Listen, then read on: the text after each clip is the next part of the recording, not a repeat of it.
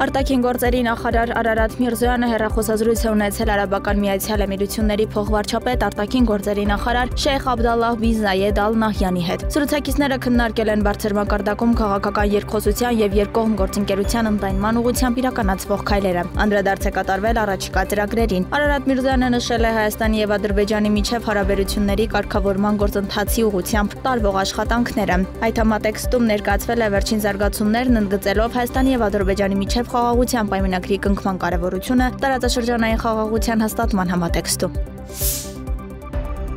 Իրանի պաշտպանության նախարար բրիգադի գեներալ Ազիզ Նասիրզադեն հայտարարել է, որ տարածքային ամբողջականության եւ տարածաշրջանային սահմանների կայունության պահպանումը Իրանի քաղաքականության ամփոփող սկզբունքներից մեկն է։ Նախարարն այս մասին ասել է Հայաստանի պաշտպանության նախարար Սուրեն Պապիկյանի հետ Երևանում կայացած հանդիպման ժամանակ։ Նա նաեւ նշել է, որ Իրանի եւ Հայաստանի միջև ընդհանուր սահմանը երկու ժողովուրդների միջև պատմական հաղորդակցման ուղին է եւ Թեհրանը թույլ չի տա որևէ ոտնձգություն այդ սահմանի նկատմամբ։ Նրա գնահատմամբ Թեհրանի եւ Երևանի միջև հարաբերությունները կառուցված են ամուր պատմական եւ մշակութային հիմքերի վրա եւ Կովկասում երկարատև խաղաղությունը լայն հնարավորություններ կստեղծի տարածաշրջանային զարգացման համար։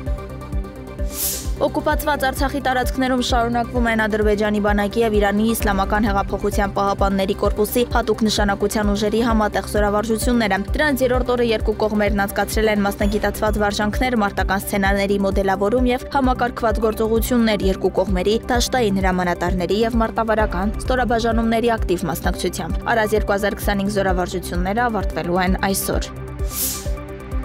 Ռուսաստանի Դաշնության նախագահ Վլադիմիր Պուտինը Կուրսկի մարզ է ժամանել Ուկրաինայի զինված ուժերից մարզի ամբողջական ազատագրումից ի վեր առաջին անգամ, հայտնում է Կրեմլի մամուլի ծառայությունը։ Այնտեղ նա հանդիպել է մարդասիրական շտաբի կամավորների հետ։